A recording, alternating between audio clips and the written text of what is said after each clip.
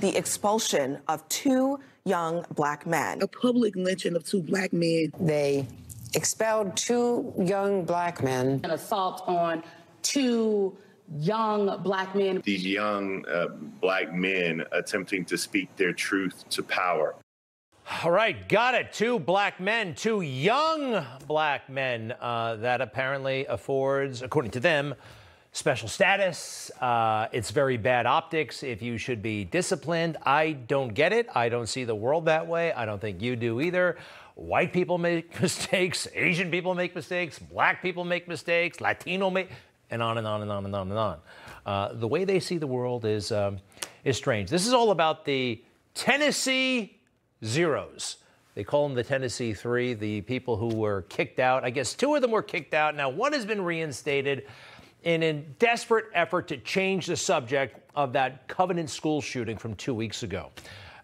We really should be talking about gender issues and how they may have led this shooter to do what they did. No, we're just going to yell and scream about guns and now make heroes out of these individuals. Look, they broke the rules. Take a look. No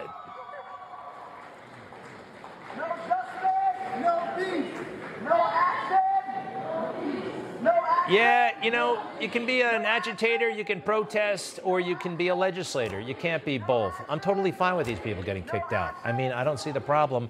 And by the way, no justice, no peace, that's kind of a threatening thing to say, isn't it?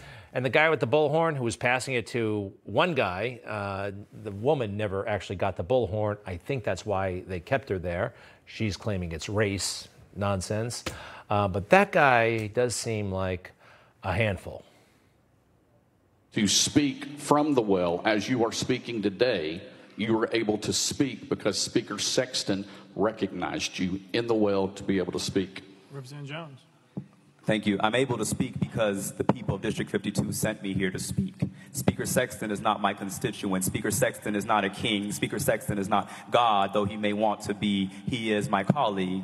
And so the people of District 52 sent me here to speak. And it's them who I ask for permission if I can speak and represent them. Wow, that's a lot of attitude. Speaker Sexton thinks he's this, that, and the other thing. I think he's just trying to do a job. And what about that? The people of my district sent me. I've heard that from him and the other two. It's the constituents who want all this stuff. And there are, according to them, a lot of constituents.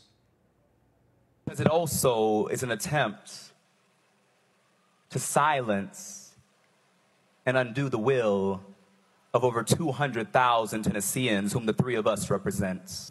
And it would be a disenfranchisement of over 70,000 voters who are represented in that district. You're silencing the voice of 70,000 Tennesseans that sent me here. Okay, a lot of different numbers there. 70,000, 200,000, back to 70,000. I looked it up. It's not close. You know how many people voted for these folks? A couple of hundred. Justin Pearson in the general election got 443 votes, and he was unopposed. The next guy, the guy in the 8,500. Didn't he say 200,000? I heard him say 200,000. No, these are small elections. Not many people vote. And then they go on and on and on about this is a threat to democracy. We called for you all to ban assault weapons, and you respond with an assault on democracy. The most very basic thing was to ban assault weapons so we can stop these mass shootings. Instead, they responded by assaulting democracy. We see a direct assault on democracy. This was flat out an assault on democracy, and it's not a coincidence that they removed the two black men and kept the white woman. Their attack on democracy hurts all of us, whether you're black, brown, or white. It is an assault on all of us. All right, so democracy. How is it in a democracy that these individuals are in districts where they're unopposed? No Republican opposition whatsoever. Take a look. They get 100% of the vote. 100%. The other guy got 97.8%. Does that sound like democracy? That sounds like communist China. That sounds like the old Soviet Union. But anyway, sorry to rain on their parade, and what a parade it is. This expulsion and other conversations that take away from the real calls for change that are coming out of the halls and coming out of the homes of people in all of our communities is detracting away from the calls and cries for justice. No justice, no, sit down. You're out of... How does it feel? How does it feel, Representative Pearson? How does it feel? How did it feel? Why would they run around like this? This is something you do when you're at a 9-year-old's birthday party, or if you're a firefighter. But these guys, that was silly. And he may sound like a poet, and it may seem beautiful, but this individual right here is nasty and mean. Take a look. The state of Tennessee is changing in magnificent ways. That the voices and the people who are protesting aren't just black folk and ain't just white folk, ain't just rich folk or poor folk. It is a multiracial coalition built on a solidarity dividend that can break any institution that refuses to change. It can break any institution that refuses to change. Think about that. Break any institution that refuses to change, that it refuses to agree with him. And oh, goodness gracious, what if, God forbid, you're from a community that is not multiracial? What if it's all black or 99% black or 99% white? That does not fit in with his worldview, apparently. Now, granted, they were giving him a hard time, which I think he deserved. Take a look. Just because you don't get your way, you can't come to the well, bring your friends, and throw a temper tantrum with an adolescent bullhorn. It doesn't give you the right to enrage folks that are here to watch this body conduct business and talk about things you know good and well that we've worked very hard to protect our children here in the state of Tennessee. Very hard.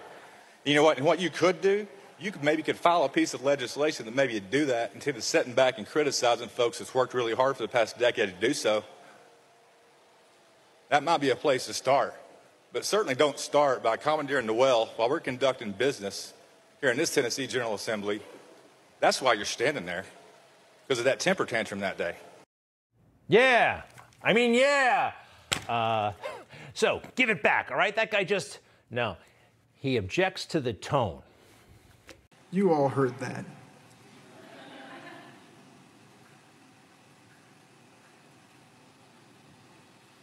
How many of you would want to be spoken to that way?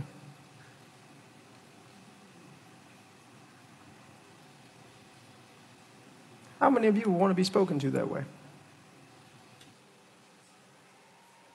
We're not talking about politics. We're not talking about even gun violence. How many of you would want to be spoken to that way?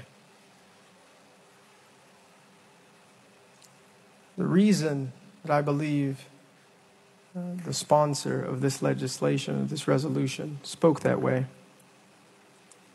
is because he's comfortable doing it. Because there's a decorum that allows it. He's saying it's racist. You know, I want people to say nice things to me all day long. It doesn't happen. That's not the world. We can't control the way other people speak to us. And I don't think he ever would have made it in the Marine Corps, this fellow. All right. There's a woman named Lois who is dead now, but she was a fine lady, they say, and she served in the Tennessee State Assembly, House of Representatives, for a long time. He thinks it's racist that she wasn't made speaker, however. I will say this. Lois DeBerry, Speaker Pro Tem, why was she never the Speaker of this House? She deserved to be Speaker of this House. And the reality is, the reason that she was saying things about decorum and things like that was because she understood that the institution that she was a part of, the institution as the second black woman, I believe, to ever be elected in the Tennessee State Legislature, the way she had to present herself, the things she had to do and say, and the way she had to look was so important because black folk wouldn't be respected otherwise, because white folks wouldn't respect them. All right, I see it was racist for Lois DeBerry. Well, I looked it up. Apparently there was a big cloud over Lois's head. She took a bribe from an undercover FBI agent. This may have screwed up any plans to make her Speaker of the Tennessee State House, okay? Also this, young people, I guess he's what, 27, 29, something like that. They have no sense of history too often. They think that the world started when they showed up. But then you come here to persecute me and tell me you just don't understand the rules of debate, when I know for a fact this House has not been a place of debate for Democrats. This House has not been a place of debate for people who are transgender. This House has not been a place of debate for people who are LGBTQIA. LGBTQIA, huh? Well, ask this guy, a Republican, openly gay member of the Tennessee House, okay? Again, they just, it sounds good, the sloganeering, but who cares about the facts? And when these cats go on TV, watch out. It has always been a toxic work environment to work in the Tennessee State Capitol. When you have people who make comments about hanging you on a tree and hanging black people on a tree as a form of capital punishment. When you wear a dashiki on the House floor and a member gets up and they talk about your dashiki saying it's unprofessional, they're really sending signals that you don't belong here. All right. I don't believe him, quite frankly, about the lynching thing. I just don't. Always been a toxic work environment. He started working there last month. You see how he said that? Always been. And if somebody did talk about lynching in a way that was disrespectful, well, go to HR. Bring that guy up on charges. We're just hearing about it now on television. And about the dashiki, he calls it. Well, his brand for a long time, this man, Justin, was a suit and tie. Very sharp-looking guy. Suit and tie everywhere he went.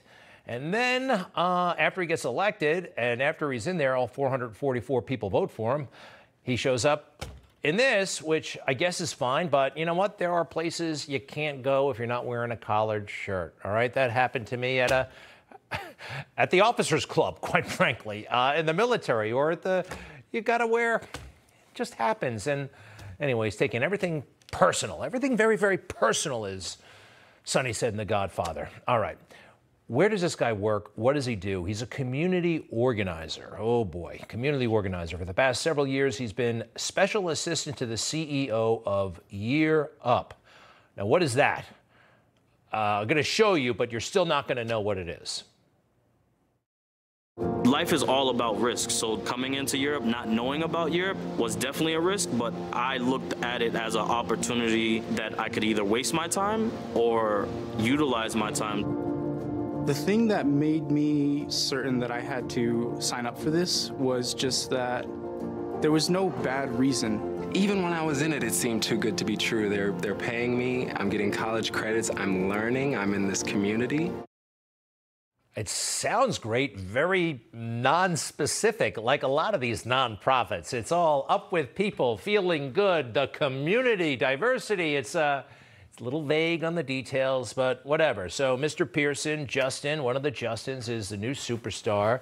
And yeah, like a lot of people who've come before him, he speaks very well. He's a very good speaker, like some other prominent folks over the years, right? They speak very, very well, but actually not good communicators.